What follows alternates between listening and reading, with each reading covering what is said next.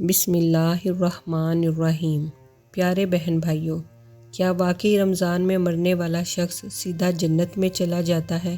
یہ سوال اکثر لوگوں کے ذہن میں آتا ہے کہ کیا اس بات میں کوئی حقیقت ہے اور کیا اس بارے میں کوئی حدیث یا قرآن کی آیت موجود ہے؟ آج کی اس ویڈیو میں ہم آپ کو قرآن اور حدیث کی روشنی میں بتائیں گے کہ رمضان میں وفات پانے والوں کے ساتھ کیا سلوک کیا جاتا ہے، کیا ان کا حساب کتاب لیا جائے گا، اور کیا یہ بات درست ہے کہ رمضان میں مرنے والا سیدھا جنت میں جائے گا۔ اگر آپ بھی اس بارے میں جاننا چاہتے ہیں تو اس ویڈیو کو آخر تک ضرور دیکھیں۔ پیارے بہن بھائیوں، اللہ تبارک و تعالیٰ قرآن پاک میں ارشاد فرماتا ہے، کُلُّ نَفْسٍ ذَائِقَةُ الْمَوْتِ، یعنی ہر جان کو موت کا مزہ چکھنا ہے اور قیامت کے دن اپنے اعمال کا بدلہ لینا ہے۔ ہمارے یہاں کچھ لوگ ایسے ہیں جو لوگوں کو ہر وقت اللہ کے عذاب سے خوفزدہ کرتے ہیں، جس کی وجہ سے مایوسی پھیلتی ہے۔ دوسری طرف کچھ لوگ اللہ کی رحمت کو ایسے پیش کرتے ہیں کہ جیسے سب کچھ بغیر کسی عمل کے حاصل ہو جائے گا۔ رمضان میں تو ویسے بھی بخشش کی امید کی جاتی ہے، یہاں تک کہ اگر کوئی جمعے کے دن مر گیا تو بخش دیا جائے گا، اور اگر 27ویں شب کو وفات پا گیا تو چاہے جیسا بھی ہو سیدھا جنت میں جائے گا، چاہے وہ کسی کے برے عمل میں ملوث ہو، چاہے وہ کوئی گانا گاتے ہوئے مرا ہو یا کسی کی جیب کاٹتے ہوئے، پھر بھی جنت میں چلا جائے گا۔ یہ سوچ بھی غلط ہے۔ اللہ تعالیٰ نے خود اپنے بارے میں فرمایا، میرے بندوں سے کہہ دو کہ میں بخشنے والا بھی ہوں اور سخت عذاب دینے والا بھی۔ یہاں اللہ تعالیٰ نے اپنا تعارف خود کروایا اور ہمیں سمجھایا کہ ہمارا اللہ کے بارے میں کیا تصور ہونا چاہیے۔ بعض لوگ صرف اللہ کی رحمت کا ذکر کرتے ہیں اور لوگوں کو یہ یقین دلاتے ہیں کہ بخشش یقینی ہے، چاہے وہ رمضان میں مرے، کچھ بھی کرے، کوئی بھی راستہ اختیار کرے، یہاں تک کہ اگر وہ کسی کا حق مار لے پھر بھی بخش دیا جائے گا۔ دوسری طرف وہ لوگ ہیں جو اللہ کے عذاب کو اتنا زیادہ بیان کرتے ہیں کہ ایسے لگتا ہے جیسے جنت میں صرف چند لوگ ہی جائیں گے۔ وہ دین کو اتنا مشکل بنا کر پیش کرتے ہیں کہ عام انسان کے لیے عمل کرنا مشکل ہو جاتا ہے۔ نماز جماعت کی اہمیت بیان کرتے ہوئے وہ اسے اتنا سخت بنا دیتے ہیں کہ جیسے اگر کوئی جماعت سے نماز چھوڑ دے تو اس پر سخت عذاب لازم ہو جائے گا، جبکہ شریعت میں گنجائش موجود ہے کہ اگر کھانے کا وقت آ جائے اور بہت زیادہ بھوک لگی ہو تو نماز کی بجائے پہلے کھانے کو ترجیح دی جا سکتی ہے۔ اسلام اعتدال کا دین ہے، اللہ کی رحمت بھی ہے اور اس کا عذاب بھی، مگر یہ دونوں برابر نہیں۔ اللہ کی رحمت کا پہلو غالب ہے، لیکن اگر کوئی اللہ کی نافرمانی پر اصرار کرے تو اللہ کا عذاب بھی سخت ہو سکتا ہے۔ گناہ کے بدلے عذاب ملتا ہے، لیکن توبہ کا دروازہ ہمیشہ کھلا رہتا ہے اور نیک عمل کا ثواب ہمیشہ قائم رہتا ہے۔ اللہ تعالیٰ فرماتا ہے کہ جو میری طرف رجوع کرے گا میں اس کے دل پر سکون نازل کر دوں گا۔ پیارے بہن بھائیوں، اس آیت کریمہ سے معلوم ہوتا ہے کہ مرنے کے بعد ہر انسان سے حساب لیا جائے گا، چاہے وہ کافر ہو یا مسلمان۔ ہر ایک کو اس کے اعمال کے مطابق جنت یا جہنم میں داخل کر دیا جائے گا۔ پیارے بہن بھائیوں، رمضان اللہ تعالیٰ کا وہ پاک اور بابرکت مہینہ ہے جس میں اللہ تعالیٰ ہر لحاظ سے اپنے بندوں کو بخشنا چاہتا ہے۔ یہی وجہ ہے کہ اللہ تعالیٰ رمضان المبارک کی ہر گھڑی میں بے شمار لوگوں کی مغفرت فرماتا ہے۔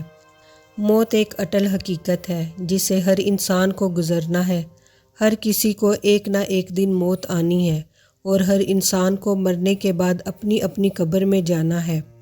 حضرت عثمان غنی رضی اللہ تعالیٰ عنہ جب قبر کو دیکھتے تو اتنا روتے کہ آپ کی داڑھی مبارک بھیگ جاتی۔ کسی نے حضرت عثمان غنی رضی اللہ تعالیٰ عنہ سے پوچھا، جب آپ جنت اور جہنم کے بارے میں بات کرتے ہیں تو آپ اتنا نہیں روتے، لیکن قبر کو دیکھ کر آپ رو پڑتے ہیں؟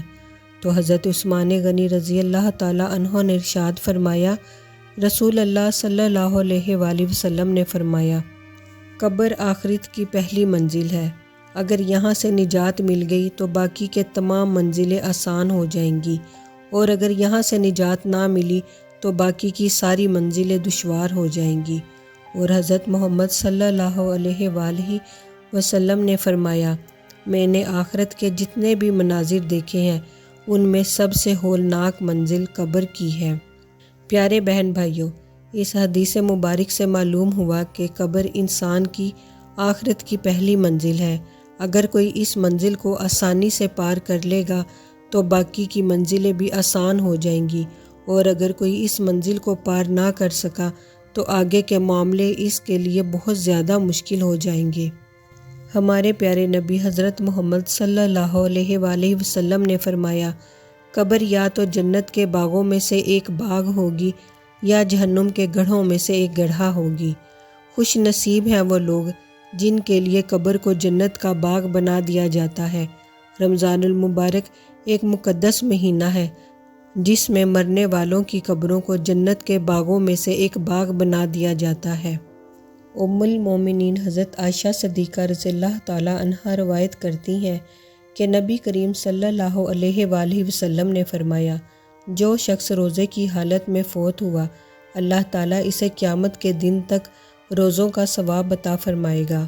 حضرت سیدنا انس بن مالک رضی اللہ تعالیٰ عنہ روایت کرتے ہیں، میں نے رسول اکرم صلی اللہ علیہ وآلہ وسلم کو فرماتے ہوئے سنا، یہ رمضان تمہارے پاس آ گیا ہے، اس میں جنت کے دروازے کھول دیے جاتے ہیں، جہنم کے دروازے بند کر دیے جاتے ہیں۔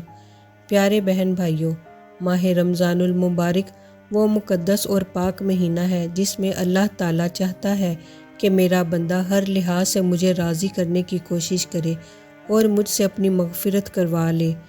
یہی وجہ ہے کہ اللہ تعالیٰ رمضان المبارک میں بے شمار رحمتیں نازل فرماتا ہے۔ پیارے بہن بھائیوں، اللہ تعالیٰ کی رحمتوں کا نازل ہونا اور انسان کو بغیر حساب و کتاب بخش دینا، یہ سب ایمان کے ساتھ مشروط ہے۔ جو اللہ تعالیٰ کی وحدانیت یعنی توحید پر ایمان لے آئے گا، اس کے پیارے حبیب حضرت محمد صلی اللہ علیہ وآلہ وسلم کا کلمہ پڑھ لے گا اور ان پر ایمان لے آئے گا تو اللہ تعالیٰ رمضان المبارک کے مقدس مہینے میں اسے بھی بخش دے گا۔ لیکن جو لوگ کفر کی حالت میں مریں گے انہیں قبر میں بھی عذاب دیا جائے گا اور جہنم میں بھی دردناک عذاب ملے گا۔ مغفرت کے لیے ایمان کا ہونا ضروری ہے۔ جو لوگ ایمان کی حالت میں مریں گے ان کا ٹھکانہ جنت ہوگا۔ 4 ایسی غلطیاں جن کی وجہ سے رمضان میں بھی مغفرت نہیں ہوتی۔ رمضان برکتوں اور رحمتوں والا مہینہ ہے، لیکن 4 ایسے لوگ ہیں جن کی توبہ رمضان میں بھی قبول نہیں ہوتی۔ نمبر 1، رشتوں میں فساد اور نفرت پھیلانے والے، یعنی جو ایک دوسرے کے دلوں میں نفرتیں پیدا کرتے ہیں۔ نمبر 2، جس کے دل میں بغض اور حسد ہوگا۔ نمبر 3، جو اپنے والدین کا دل دکھاتا ہوگا۔ نمبر 4، جو شراب پیتا ہے یا نشہ کرتا ہوگا۔ اگر یہ 4 غلطیاں کسی میں ہوں تو اسے فوراً اللہ تعالیٰ سے سچے دل سے توبہ کرنی چاہیے اور اللہ تعالیٰ سے اپنے گناہوں کی معافی مانگنی چاہیے۔ اللہ تعالیٰ سے دعا ہے کہ ہم پر اپنی رحمتیں اور برکتیں نازل فرما، ہمیں 5 وقت کا نمازی بنا، رمضان کے اس مبارک مہینے میں زیادہ سے زیادہ عبادت کرنے کی توفیق عطا فرما، ہمیں ان تمام برائیوں سے بچا جن کی وجہ سے ہم تیری رحمت سے محروم ہو جائیں۔ اے رب العالمین، اس مقدس مہینے کے صدقے ہمارے تمام گناہوں کو معاف فرما دے۔ آمین ثم آمین یا رب العالمین۔ مزید اسلامک ویڈیوز اور سبق آموز کہانیاں دیکھنے کے لیے ہمارے چینل کو لائک، شیئر اور سبسکرائب کریں۔